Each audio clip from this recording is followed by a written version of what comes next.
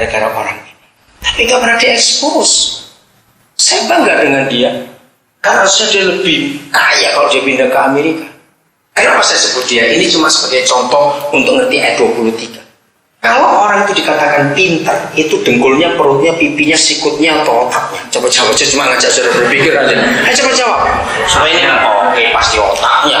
Kalau pintar perutnya, makan aja kerjaan orang itu. Nah, kalau orang itu pintar pasti otaknya. Dan otak pasti di kepala. Sepinter-pinternya orang yang namanya Profesor Dr. Yohanes Sur, nggak mungkin dia masuk ke ruang kuliah lalu yang nongol cuma kepalanya saja, tubuhnya ketinggalan di rumah. Ngerti ilustrasi ini sekarang? Loh, jelas ya? Supaya kita ngerti ya 23 apa? Jadi bagaimanapun dia pintar, dia tetap butuh tubuh. Ya atau tidak cepat ini saya nih. Ya mikir gitu loh. Jangan marah. Aku juga tak begitu.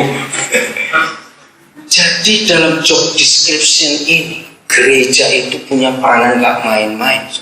Nah dari rahasia ini saya baru berhenti bertanya. Karena sekian lama saya bertanya, kenapa? Katanya Tuhan, tapi kok gak tahu kapan datang. Dia menyuruh kita menunggu. Betul? Tunggu, aku mau datang. Tapi kan guyon. Yang ditunggu aja gak pernah tahu. Lah yang nunggu bagaimana? Lo pernah mikir gak logikanya? Itu logika anak-anak.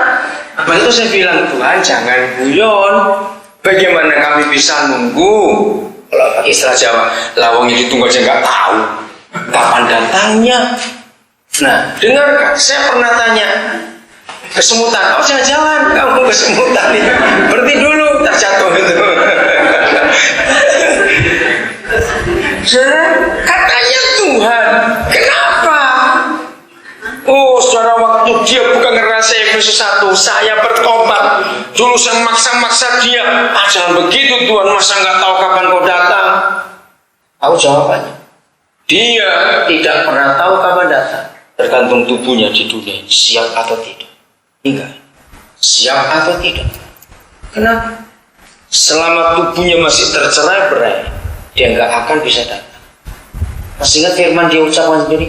Serigala punya lubang sebagai rumah, burung punya sarang untuk mereka tinggal. Tapi anak manusia tidak punya tempat untuk meletakkan kepala. Apa?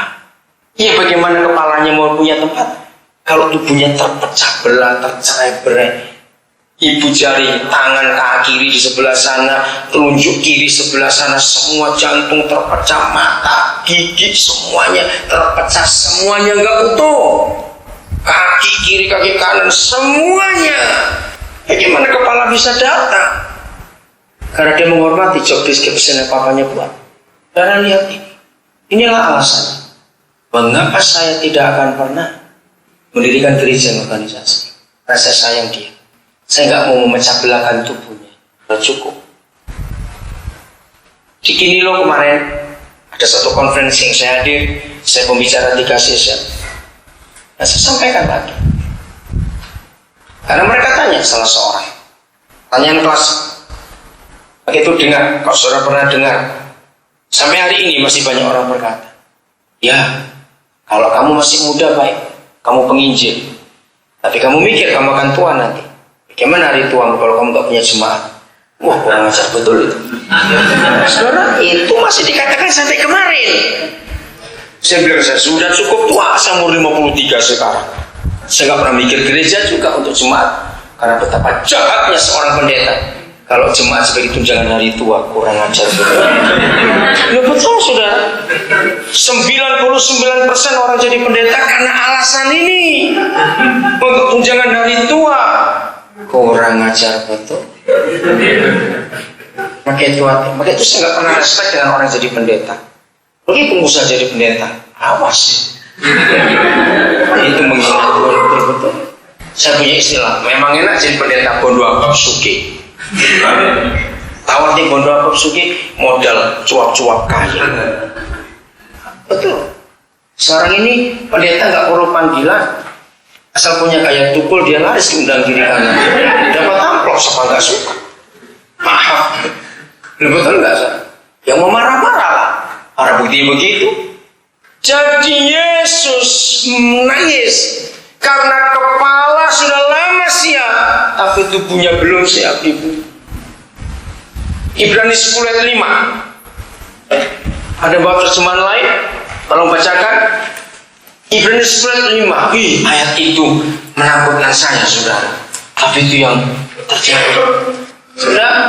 Salah seorang silakan baca dengan cepat. Ibrani 10 ayat yang kelima. Itu Ya, oke, duet boleh, duet. Gak apa-apa. Duet itu gak cuma nyanyi. Ya. ketika ia masuk ke dunia, ia berkata, korban dan persembahan tidak engkau kehendaki, tapi engkau telah menyediakan tubuh. Bertahun-tahun saya itu merenungkan ayat ini. Ngapain? Ketika Yesus datang ke dunia, Papa nggak buat apa-apa. Gak minta bangunan gedung gereja, minta alat musik, minta ini, tidak. Cuma apa yang disediakan? Jawab, cuma apa yang disediakan? Tubuh. Dan siapa tubuhnya?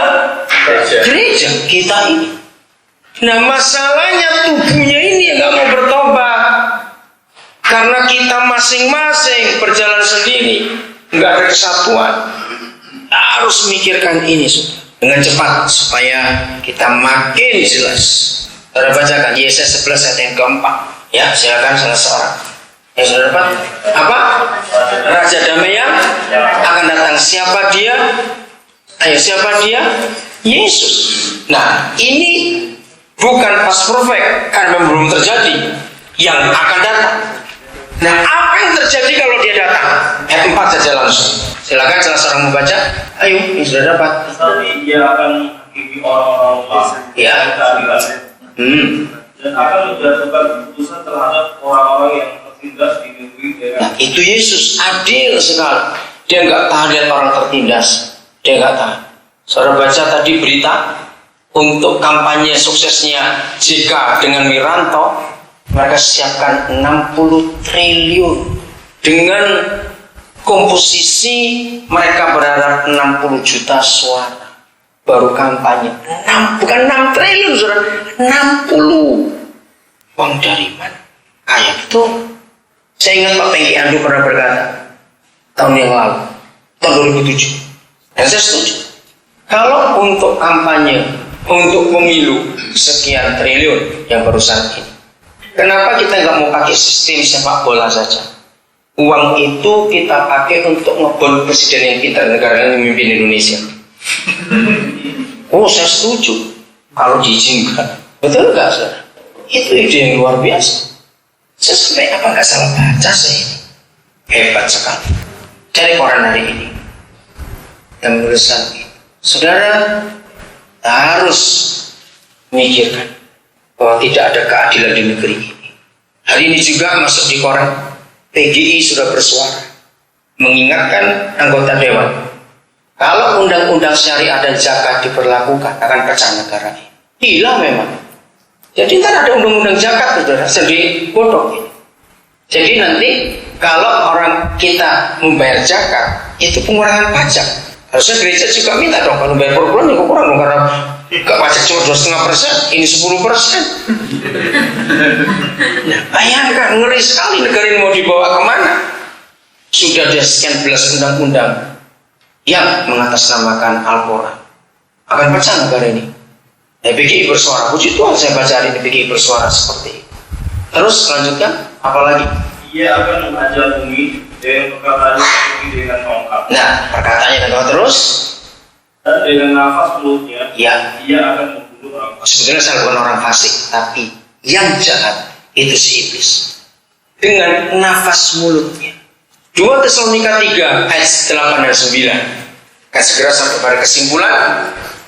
Setelah ini, jadi saudara, penekanannya bukan kebaktian kita utamakan, bukan musik, pujian, doa, khotbah, bukan, tapi sebuah tindakan nyata untuk mengalahkan si jahat di dunia ini, dan itu tugas gereja. Pada waktu itulah, Ya, itu pasal berapa? Pasal 2. Pasal 2 ya. Terus pada waktu itulah si peneraka baru akan menyatakan diri